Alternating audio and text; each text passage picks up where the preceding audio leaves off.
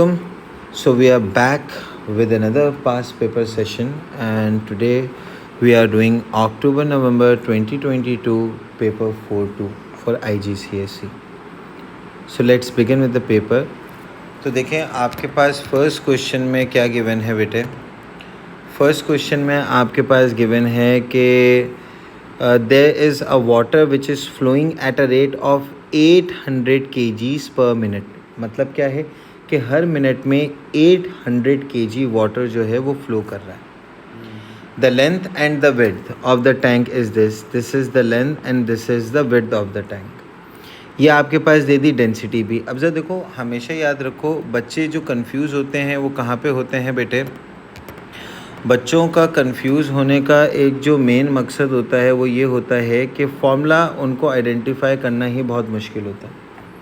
तो बेटे आपको फॉर्मूला आइडेंटिफाई कब होगा, जब आप ये स्टेटमेंट रीड कर लेंगे. तो मुझे समझ में आ गया डेंसिटी का काम है, तो डेंसिटी का पहले ही फॉर्मूला लिख लो बेटा. Density is equals to mass over volume. ठीक है. डेंसिटी अब आपसे पूछा हुआ क्या है. Initially the tank is empty, calculate the depth of the water after 1 minute. 1 minute के बाद कितनी डेप्थ होगी हमें वो मालूम करना है. ठीक है. तो आपके पास बेटे अगर मैं फॉर्मूला में देखूं कहीं पे भी डेप्थ का जिक्र नहीं है बेटे. ठीक है ना.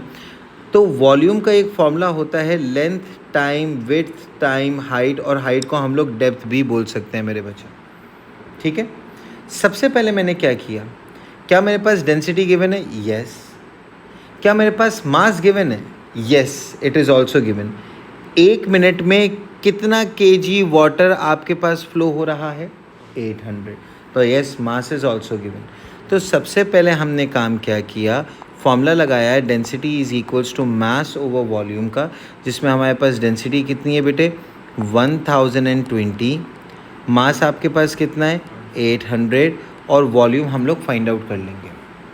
तो 800 डिवाइडेड बाय 1040, इसको हम लोग पहले डिवाइड कर लेते हैं बेटे. Let me calculate it here. ये आपके पास आ गया बेटा 800 divided by 1020. So this is 0.784 बेटा. तो आपके पास वॉल्यूम कितना आ गया 0.784, और ये वॉल्यूम आपके पास किस में आया बेटा मीटर क्यूब में आया. ठीक है. अच्छा, अगली चीज़, क्या हमें वॉल्यूम मालूम करना था. नहीं, हमें मालूम क्या करनी थी डेप्थ. तो डेप्थ के लिए हमने कौन सा फॉर्मूला इस्तेमाल किया, volume is equals to length time width time height. Volume आपके पास कितना है अभी अभी मालूम किया 0.784. हाइट को ही डेप्थ बोला हुआ है बेटे. ठीक है ना. लेंथ आपके पास 3.10, विड्थ आपके पास 1.20, और हाइट h आपको मालूम करनी है. तो ये दोनों मल्टीप्लाई, वहाँ जाकर हम लोग इसको डिवाइड कर देंगे. So the answer that will come out will be 0.211 metre. एक दफ़ा दोबारा देख लो सवाल को. हमें 800 kg पर मिनट दिया हुआ था, तो इससे हमें पता चल गया कि हर मिनट में 800 kg मास है. ठीक है. लेंथ विड्थ और डेंसिटी दी हुई थी, और डेप्थ मालूम करनी थी. Depth means height. तो सबसे पहले देखो फॉर्मूला को रिलेट कैसे किया. क्वांटिटी कौन सी दी हुई है, डेंसिटी क्वांटिटी दी हुई थी, उससे मैंने वॉल्यूम निकाला, और वॉल्यूम से फिर हम लोगों ने हाइट यानी कि डेप्थ निकाल लिया. ठीक है. इसी तरीके से ज़रा नेक्स्ट क्वेश्चन देखो.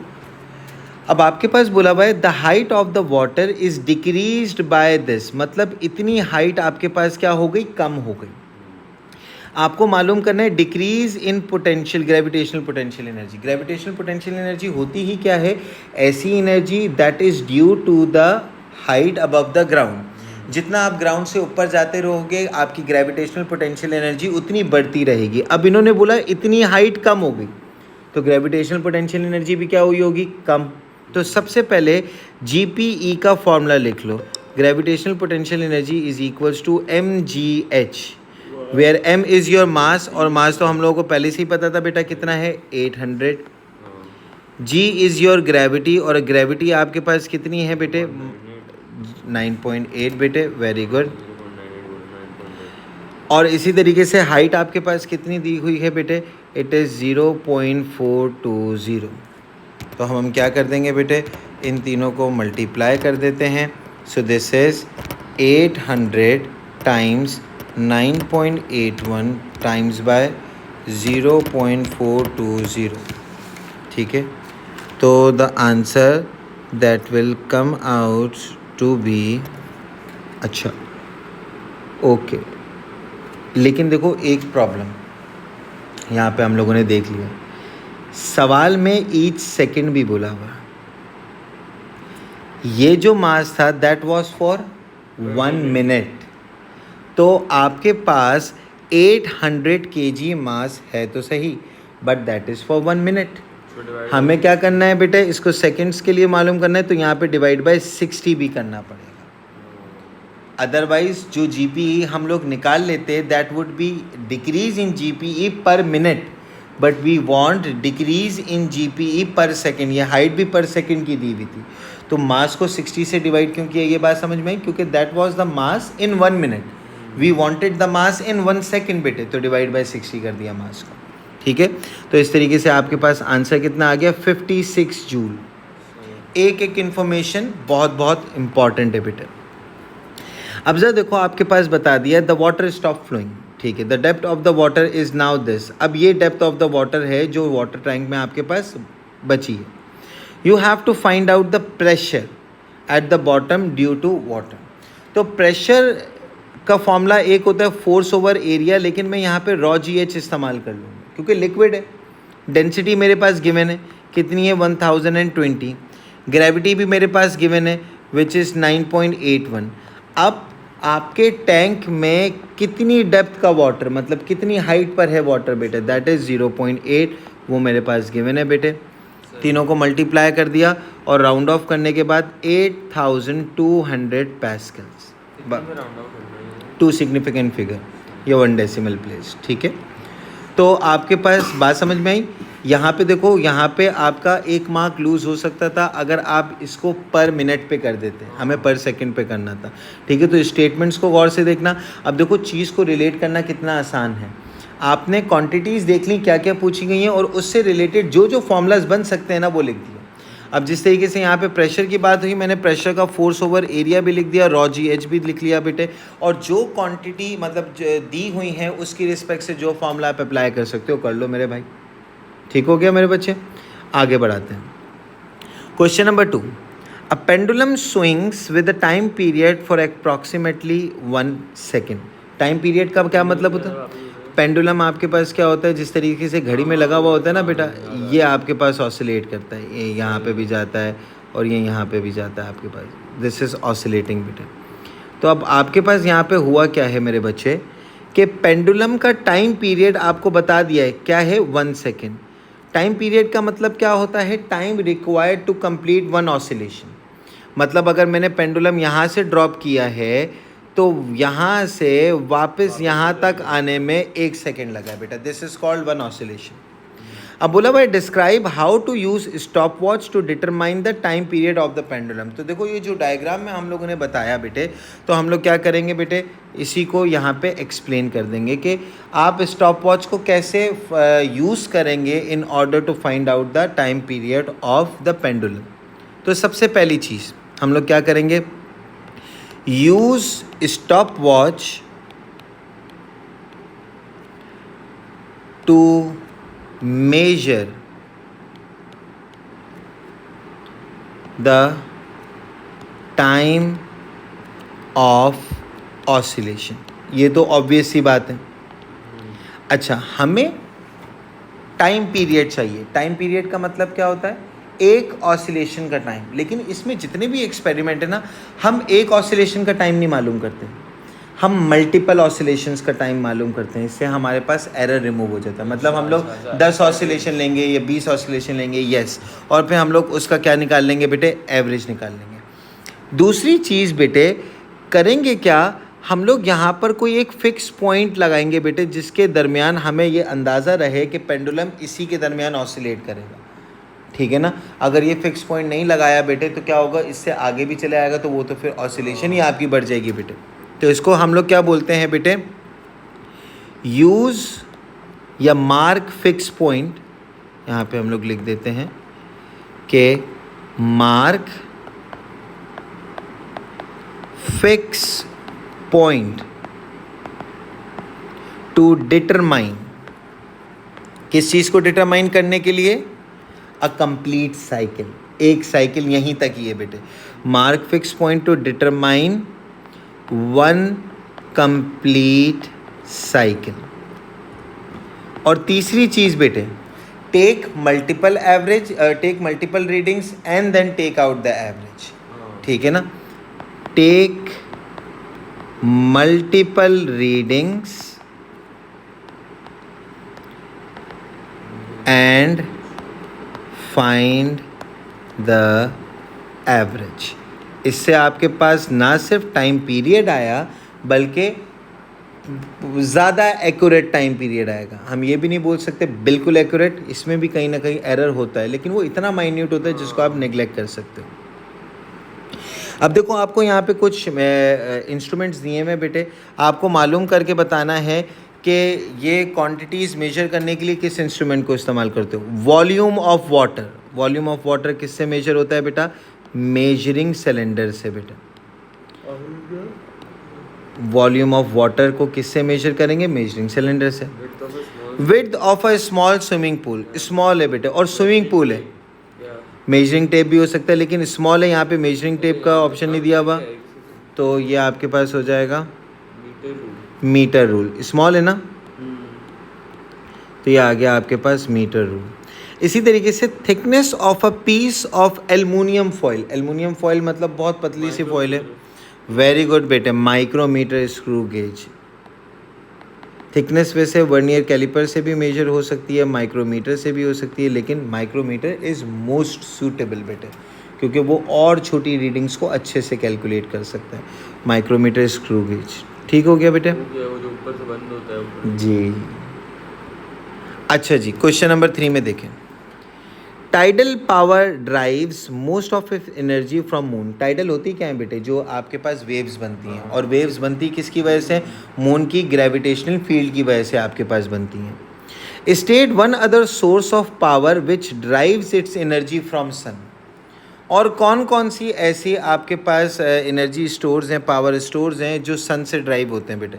आपके पास सबसे बड़ी चीज़ सोलर। सोलर क्या, आपको एनर्जी हम लोग दे कहाँ से रहे हैं? सूरज की सनलाइट बेटे, तो सोलर सेल हो गया। इसी तरीके से विंड, इसी तरीके से आपके पास बायोफ्यूल्स। ये भी ऑब्वियस सी बात है, अगर आपके पास बायोफ्यूल्स सिर्फ जो आपके पास वेस्ट ऑफ एनिमल नहीं होता बेटा, बल्कि आपके प्लांट्स का भी वेस्ट होता है, और प्लांट्स आपके पास ग्रो करेंगे कब? जब सन होगा।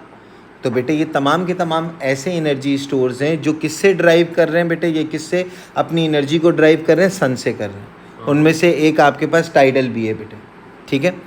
अच्छा, state one source of power which does not drive its energy from sun. Sun से जो एनर्जी अपनी ड्राइव नहीं करता बेटा, geothermal.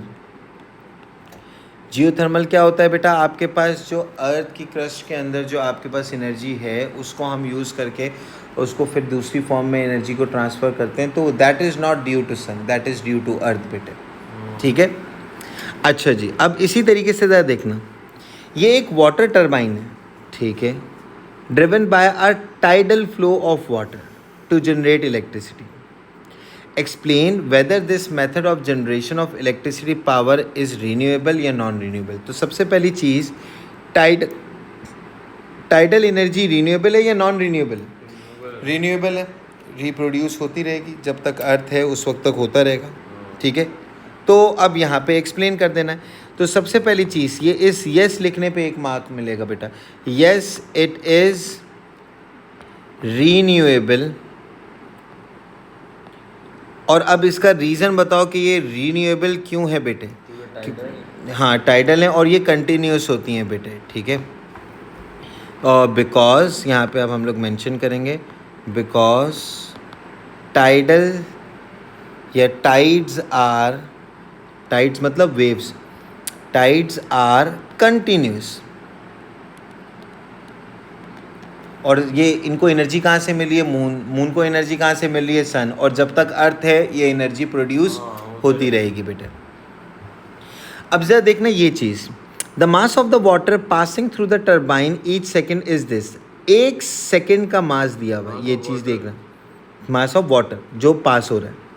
The speed of the water is this. आपके पास स्पीड भी गिवन है. 40% of the kinetic energy is converted into electrical energy. तो अब जरा देखो, आपके पास वाटर मूव हो रहा है, उसके मूव होने की वजह से टरबाइन मूव हो रही है और टरबाइन इलेक्ट्रिसिटी बना रहा है. लेकिन काइनेटिक एनर्जी जितनी भी है उसका सिर्फ 40% एनर्जी बन रही है, बाकी 60% क्या हो रही है बेटे? वेस्ट हो रही है. मैं ये नहीं बोलूँगा डिस्ट्रॉय हो रही है, डिस्ट्रॉय का वर्ड कभी भी यूज़ नहीं करेंगे, वेस्ट हो रही है. तो पहले अब आपको इन्होंने पूछा क्या है, कितनी पावर जनरेट हो रही है. तो मैंने कहा पहले तो मैं ये देख लूँ कि काइनेटिक एनर्जी कितनी थी. ठीक है ना.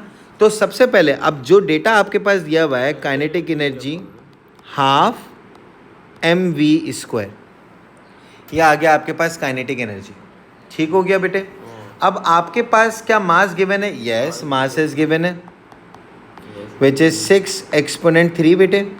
स्पीड भी गिवन है विच इज़ 2². तो 6 exponent 3 into 2² divided by 2. So the kinetic energy is 12,000 बेटा. आपके पास कितने आ गई? 12,000 जूल. और बोला क्या था कि इसका सिर्फ 40% इलेक्ट्रिसिटी बना रहा है. तो इसी एनर्जी का क्या निकाल लो? 40% निकाल लो बेटा. ये तो आपके पास वो एनर्जी है ना जो आप एज एन इनपुट दे रहे हो बेटे. ठीक है. और सिर्फ इसका 40% कन्वर्ट हो पा रहा है बेटा. तो कितना कन्वर्ट हो पा रहा है बेटा वो मैंने पूछा है आपसे. तो आप क्या कर लो बेटा, 40% ऑफ द काइनेटिक एनर्जी. तो जो आंसर आया उसका हमने 40% निकाल लिया बेटे. आपके पास कितना आ गया? 4,800 वॉट. ये आपके पास क्या आ गई?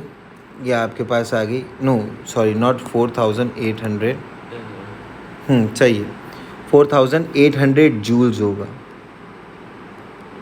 एनर्जी है ना बेटे. ये कौन सी एनर्जी बनी है बेटे? That is an electrical energy. But इन्होंने क्या पूछा हुआ है? पावर. पावर का फॉर्मूला क्या होता है? Power is energy over time बेटे. ठीक है. क्या टाइम मुझे गिवन है? Yes, it is given. तो एनर्जी कितनी आई? 4,800. टाइम कितना है? 1. तो अब पावर आपके पास कितनी आ गई? 4,800. और पावर का यूनिट क्या होता है बेटे? वॉट होता है. तो ज़रा देखो, सबसे पहले क्या बताया? मास दे दिया, वेलोसिटी दे दी और बता दिया कि 40% ही कन्वर्ट हो पा रहा है. तो ये टाइम 1 सेकेंड दिया, बता. अच्छा वही होगा. ठीक है ना. तो आपके पास क्या हुआ? सबसे पहले मैंने काइनेटिक एनर्जी निकाली. So that is the energy which you are giving as an input.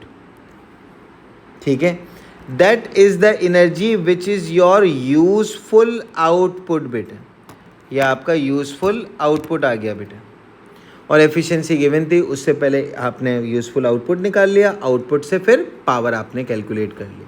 Power का फॉर्मूला है एनर्जी ओवर टाइम. तो जब भी कोई क्वांटिटी या कोई आपके पास क्वेश्चन हो, जो जो क्वांटिटीज़ दी हुई हैं उनकी रिस्पेक्ट से फॉर्मूलाज लिख लो, चीज़ें बहुत ज़्यादा क्लियर हो जाएंगी. ठीक है बेटे, आगे बढ़ाते हैं. Explain in terms of momentum. अब देखो यही सवाल आपके पास explain in terms of forces भी आता है. एक्सप्लेन इन, ठीक है ना. हाँ. तो अब देखो इसमें, अब जब आपको बोला हुआ है ना explain in terms of momentum, तो मोमेंटम को आपने याद ध्यान रख के बेटे ये सवाल करना कि explain in terms of momentum of particle how gas exert pressure. वैसे गैस कैसे एक्सर्ट करता है प्रेशर बेटा? ड्यू टू, देखो यहाँ पे आपके पास पार्टिकल्स हैं. गैस के पार्टिकल्स एक दूसरे से बहुत दूर होते हैं. ये पार्टिकल्स क्या करते हैं? या तो आपस में टकराते हैं या तो वॉल्स ऑफ कंटेनर्स के साथ टकराते हैं, और इनके कोलिजन की वजह से प्रेशर प्रोड्यूस होता है. ठीक है. और हमने इसमें ये भी पढ़ा था कि टेम्परेचर बढ़ा दोगे तो आपके पास क्या हो जाएगा बेटा? नंबर ऑफ कोलिजन्स बढ़ जाएंगे. नंबर ऑफ कोलिजन्स बढ़ेंगे तो आपका प्रेशर भी ऑटोमेटिकली बढ़ जाता है. ठीक है ना. ये तमाम चीज़ें उसी से रिलेटेड हैं. लेकिन explain in terms of momentum, अब देखो मोमेंटम के फॉर्मूला में भी अगर आप देखो, मोमेंटम क्या होता है? Delta P over T, change in momentum over time force होता है बेटे. अब इसको याद ध्यान रखते हुए हम लोगों ने अपना काम करना है बेटे. तो देखो हम लोग लिखेंगे किस तरीके से. सबसे पहली चीज़, क्या पार्टिकल्स मूव हो रहे हैं? बिल्कुल होंगे. गैस के पार्टिकल्स हैं, एक दूसरे से बहुत दूर हैं बेटे. वालेकुम अस्सलाम. तो आपके पास क्या हुआ कि particles are moving, therefore they have momentum. कोई भी चीज़ जो मूव होती है उसके पास क्या मौजूद होता है बेटा? मोमेंटम। अच्छा, अब जरा देखो, मोमेंटम अपनी डायरेक्शन को चेंज करता है. ज़रा देखना बेटा, ये पहले पार्टिकल आपके पास यहाँ पे गया, टकराया, टकरा के फिर वापस यहाँ पे गया ना, डायरेक्शन चेंज हुई. डायरेक्शन चेंज हो या मास चेंज हो या स्पीड चेंज हो, तीनों के चेंज होने से मोमेंटम भी आपके पास क्या होगा बेटा? चेंज होगा. तो अब सवाल ये है कि सर आप चेंज ऑफ मोमेंटम के ऊपर क्यों आ रहे हैं? क्योंकि बेटा चेंज ऑफ मोमेंटम आएगा तो आपके पास क्या जनरेट होगा? फोर्स. और जब आपके पास फोर्स जनरेट होगी तो प्रेशर का फॉर्मूला क्या होता है? Force over area. Force generate हुआ तो प्रेशर भी आपके पास क्या हो जाएगा? जनरेट हो जाएगा. तो पहले हमने ये बताया कि यहाँ पे फोर्स बन कैसे रही है, तो वो बताया किससे? मोमेंटम से, कि मोमेंटम चेंज हो रहा है. तो पहले बता दिया कि पार्टिकल्स मूव हो रहे हैं तो इनके पास क्या है बेटे? मोमेंटम है. अब हमने बता दिया कि these particles hit each other and walls of container. ये पार्टिकल एक दूसरे को हिट भी कर रहे हैं और वॉल्स ऑफ कंटेनर को भी हिट कर रहे हैं, जिसकी वजह से क्या हो रहा है? पार्टिकल्स की डायरेक्शन चेंज हो रही है. डायरेक्शन चेंज हो रही है तो पार्टिकल्स का मोमेंटम भी चेंज हो रहा है बेटे. ठीक है. These particles hit each other and wall of container due to which momentum changes. और जब आपके पास मोमेंटम चेंज होगा तो उससे क्या जनरेट होगी? फोर्स जनरेट होगी. Hence force is generated and pressure is force per unit area. ये भी मेंशन कर दिया कि भाई सबसे पहली चीज़, अब देखो चेंज इन मोमेंटम से सवाल को कैसे रिप्रेजेंट किया. पार्टिकल्स मूव हो रहे हैं तो मोमेंटम है. पार्टिकल्स एक दूसरे से टकरा रहे हैं, कंटेनर से टकरा रहे हैं, तो उससे आपके पास क्या हो रहा है? मोमेंटम चेंज हो रहा है. मोमेंटम नहीं, पहले मोमेंटम की रिस्पेक्ट से मोमेंटम चेंज होगा तो फोर्स जनरेट होगी. फोर्स जनरेट होगी तो प्रेशर जनरेट होगा. ये this P is your momentum and this P is your pressure. Momentum और प्रेशर दोनों को P से रिप्रेजेंट करते हैं. समझे बेटे? तो आपके पास क्या हुआ कि मोमेंटम के चेंज से ये सवाल हम लोगों ने बता दिया. अब जरा देखो यहाँ पर, the temperature is increased. Temperature क्या किया?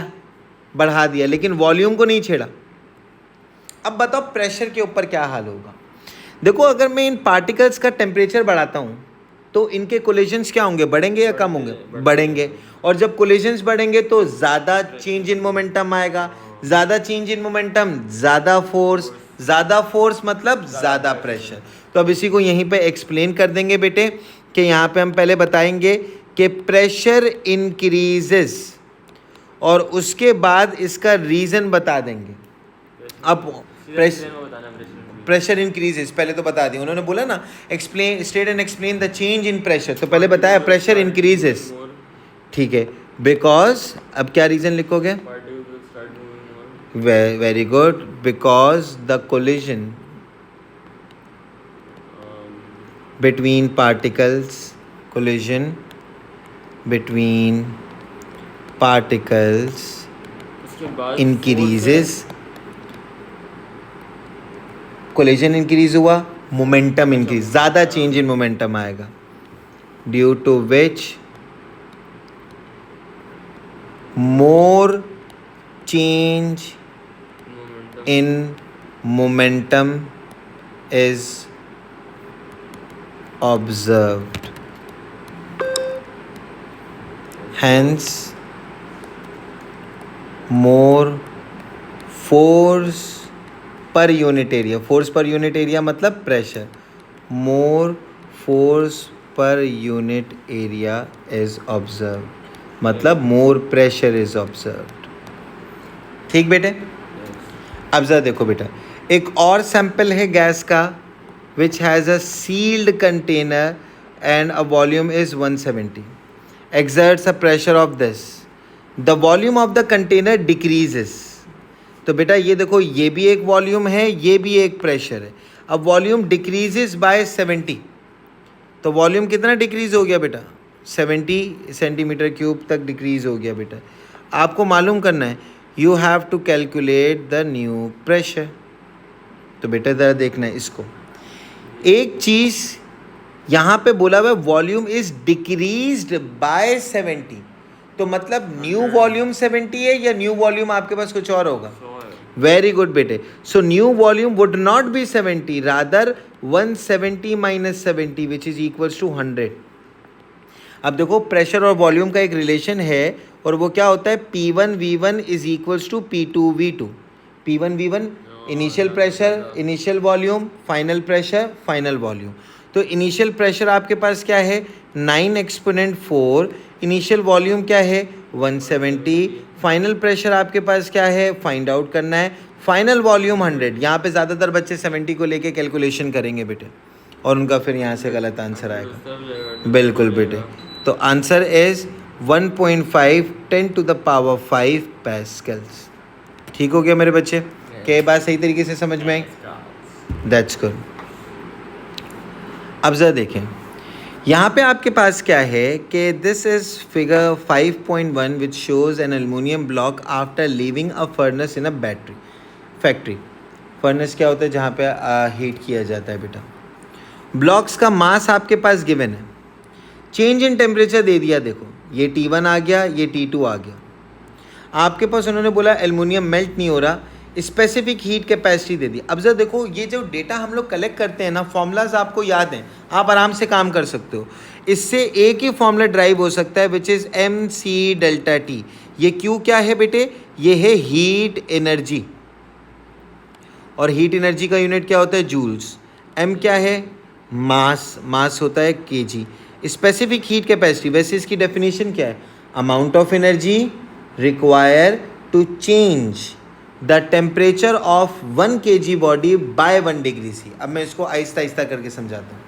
एक बॉडी जिसका मास 1 kg है, अब मुझे उसका टेम्परेचर 1 सेल्सियस बढ़ाना है, तो मुझे एनर्जी तो देनी पड़ेगी. वो जो एनर्जी दूंगा ना, वो जितनी भी एनर्जी दूंगा वो स्पेसिफिक हीट कैपेसिटी है. Amount of energy required to increase the temperature by 1 degree C of a 1 kg body. 1 kg body का 1 सेल्सियस टेम्परेचर बढ़ाना है तो आपको एक एनर्जी देनी पड़ेगी, and that energy is specific heat capacity. Delta T मतलब चेंज इन टेम्परेचर, और इसका यूनिट सेल्सियस या केल्विन हो सकता है. अब देखो, तुम्हें चीज़ें पता है, तुम आराम से निकाल लोगे. तो फॉर्मूला आ गया. मास गिवन है कितना है? 1200. स्पेसिफिक हीट गिवन है तुम्हें 960 बेटे. ठीक है. चेंज इन टेम्परेचर तो 380 माइनस, वेरी गुड बेटे, 20, तो दैट वुड बिकम 360. और आपके पास आंसर कितना आ जाएगा बेटा? 4100000000 जूल्स. ये आपके पास क्या आ गया बेटा? थर्मल एनर्जी को हीट एनर्जी बोलते हैं बेटे. ठीक है बेटे. So this is your thermal energy बेटा. ठीक. अगला सवाल. थर्मल एनर्जी और हीट एक ही चीज़, एक ही चीज़. मतलब थर्मल एनर्जी उस पे भी लिख सकते हैं. हाँ, यहाँ पे हीट एनर्जी मतलब थर्मल एनर्जी. वाले उस पे भी लिख सकते हैं. एग्जैक्टली बेटे. Figure 5.1 shows a factory worker standing 3 metre from the block. अब ये आपको बता दिया बेटा कि जो आपके पास फैक्ट्री वर्कर है वो इनसे कितना दूर है बेटा? 3 मीटर दूर है. State and explain the main process by which thermal energy is transfer to the worker. देखो 3 प्रोसेसेस हमारे पास होते हैं. एक कंडक्शन, कन्वेक्शन और रेडिएशन. ये 3 चीज़ें होती हैं जिनके थ्रू आपके पास क्या होता है बेटा? थर्मल एनर्जी ट्रांसफ़र होती है from one body to another body. ठीक है. कंडक्शन के लिए इन कांटेक्ट होना 2 बॉडीज़ का ज़रूरी है. तो बेटा ये तो वर्कर 3 मीटर दूर खड़ा हुआ है, तो कांटेक्ट में तो नहीं है, तो कंडक्शन तो ख़त्म हो गया. ठीक है. ऊपर जाने वाला है. कन्वेक्शन में क्या होता है? वेरी गुड बेटे. क्या होता है बेटा? Hot air rises, cold air sink. तो बेटा ये तो दूर खड़ा हुआ है, ये यहाँ पे खड़ा हुआ है, तो हॉट एयर अगर होगी भी तो वो कहाँ चली जाएगी, वो तो ऊपर चली जाएगी, इस तरफ तो आ ही नहीं रही बेटे। तो एक तरीका रह गया बेटा विच इज थर्मल रेडिएशंस इस तरफ पहुंच रही होंगी बेटा। थर्मल भी तो रेडिएशंस होती हैं ना बेटा, वो आपके पास वर्कर तक पहुंच रही है और उस वजह से आपके पास क्या हो रहा है बेटे, आपके पास एनर्जी ट्रांसफ़र हो रही है, हीट एनर्जी। तो अब यहाँ पे लिखेंगे द एनर्जी, या हम लोग डायरेक्ट शुरू से लिख देते हैं, ड्यू टू थर्मल रेडिएशंस। सबसे पहली चीज़, ठीक है, एनर्जी इज ट्रांसफर्ड, रेडिएशन। ठीक है, एनर्जी आपके पास क्या हो रही है बेटे, ट्रांसफ़र हो रही है। अब थर्मल रेडिएशंस में आपके पास कौन कौन से, अब देखो रेडिएशन का एक जो मेजर काम है, वैक्यूम हो या ना हो ये एनर्जी को ट्रांसफ़र करेगा। सूरज की रोशनी कहाँ से आ रही है, वैक्यूम से ही आ रही है, स्पेस से ही आ रही है। तो अब देखो कन्वेक्शन वैक्यूम में काम नहीं करता, कंडक्शन भी वैक्यूम में काम सिवाय रेडिएशन के। तो रेडिएशन ही है जिसकी वजह से वैक्यूम के अंदर भी आपके पास एनर्जी ट्रांसफ़र हो सकती है, बिल्कुल। तो due to thermal energy, energy is thermal radiation, energy is transfer. तो हम लोग यहाँ पे अब बताएंगे radiations travels to worker, radiations जो हैं ये वर्कर की तरफ जा रही हैं, ठीक है। एंड दीज रेडिएशंस, ये भी हम लोग मेंशन कर देंगे कि रेडिएशन ही क्यों, these radiation do not require medium to travel. इनको मीडियम भी नहीं चाहिए होता, अगर यहाँ पे मीडियम नहीं भी होता ना तब भी आपके पास आंसर क्या होता, थर्मल रेडिएशन, ठीक है। इनको आपके पास कोई एयर पार्टिकल्स नहीं चाहिए, रेडिएशन जितनी भी हैं सूरज से आ रही हैं हम तक भी, वो भी क्या है, वो तमाम की तमाम इलेक्ट्रोमैग्नेटिक रेडिएशन है, उनको मीडियम चाहिए नहीं होता बेटे, विदाउट मीडियम ट्रैवल करती हैं। ऐसी वेव्स को इलेक्ट्रोमैग्नेटिक वेव्स बोलते हैं। अब जरा देखो, state and explain the main process by which thermal energy is transfer from the outer surface of the solid matter roller to the interior. देखो outer surface of the solid matter roller to their interior के मतलब ये आपके पास एक object है बेटे, इसकी outer surface से अंदर की तरफ एनर्जी कैसे जा रही है। तो बेटा देखो आउटर सरफेस और इनर सरफेस एक दूसरे के साथ इन कांटेक्ट है बेटे, कांटेक्ट नहीं है, इन जाहिर सी बात है बेटा, एक रॉड है, अब उसका अंदर का हिस्सा बाहर का हिस्सा एक साथ ही होगा ना बेटा, ठीक है। तो अब यहाँ पे इन कांटेक्ट हैं, और जब इन कांटेक्ट होते हैं तो कौन सा मेथड यूज़ होता है, कंडक्शन, ठीक है। तो यहाँ पे हम लोग बताएंगे कि हीट एनर्जी किस तरीके से ट्रांसफ़र हो रही है। थर्मल एनर्जी इज, यही तीन तरीके हैं बस, ट्रांसफर्ड थ्रू कंडक्शन। अब कंडक्शन को एक्सप्लेन भी करें बेटे। अब जरा देखो कंडक्शन में आपके पास क्या करते हैं, पार्टिकल्स वाइब्रेट करते हैं, लेकिन अगर मेटल की बात होती है तो मेटल में हम लोग बोलते हैं कि इलेक्ट्रॉन्स मूव करते हैं फ्रॉम वन टू अनदर। देखो मैं दोबारा बोल रहा हूँ, अगर कोई ये नॉर्मल सॉलिड है, मेटल नहीं है, तो इसमें कंडक्शन कैसे होती है कि पार्टिकल्स वाइब्रेट करके अगले पार्टिकल को एनर्जी देते हैं बेटा, ये होता है कंडक्शन में। और अगर मेटल के अंदर कंडक्शन हो रही है तो उसमें हम लोग वाइब्रेशन ऑफ पार्टिकल्स का जिक्र नहीं करेंगे, मूवमेंट ऑफ इलेक्ट्रॉन का जिक्र करेंगे, ठीक है। तो एक बताया कि thermal energy is transfer through conduction बेटे, और फिर यहाँ पे बताएंगे ड्यू टू मूविंग इलेक्ट्रॉन। मैं इलेक्ट्रॉन का जिक्र क्यों कर रहा हूँ बेटे, मैं इलेक्ट्रॉन का जिक्र इसलिए कर रहा हूँ क्योंकि ये मेटल है बेटे।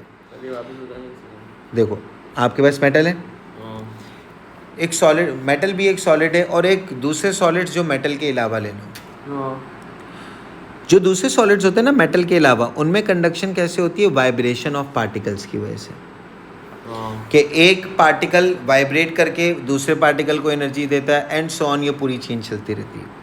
अब इसी तरीके से अगर मैं कंडक्शन बात करूँ मेटल के अंदर ना, तो उसमें मैं वाइब्रेशन ऑफ पार्टिकल का जिक्र नहीं करूँगा, मूवमेंट और विलक, क्योंकि मेटल के पास बहुत सारे फ्री इलेक्ट्रॉन्स होते हैं, और वो इलेक्ट्रॉन्स एक पॉइंट से हॉट पॉइंट से कोल्ड पॉइंट की तरफ मूव करते हैं और कंडक्शन होती है मेटल के अंदर, ठीक है। तो the thermal energy is transfer through conduction due to moving free electrons. तो इसका कोई लेना देना मैग्नेटाइज होने की वजह से? नहीं, यहाँ पे नहीं है, ठीक है, यहाँ पे हम लोग उसका जिक्र नहीं करेंगे, ठीक है। तो आपके पास ये इलेक्ट्रॉन्स आपके पास क्या हो रहे हैं, मूव हो रहे हैं, और मूव होने की वजह से आपके पास क्या होगा, यहाँ पे आप ये भी मेंशन कर सकते हैं, ठीक है, moving free electron and aluminium foil particles vibrates and transfer energy to neighboring particles। Conduction में आपके पास यही दो चीज़ें होती हैं बेटे। अगर ये मेटल नहीं होता ना, मैं कभी भी मूविंग इलेक्ट्रॉन का जिक्र नहीं करता। तो इलेक्ट्रॉन के मूव होने की वजह से एल्युमिनियम फॉयल के पार्टिकल्स भी वाइब्रेट कर रहे हैं, और वो वाइब्रेट करते करते दूसरे नेबरिंग पार्टिकल्स को एनर्जी ट्रांसफ़र कर रहे हैं। क्या ये बात समझ में आई बेटे?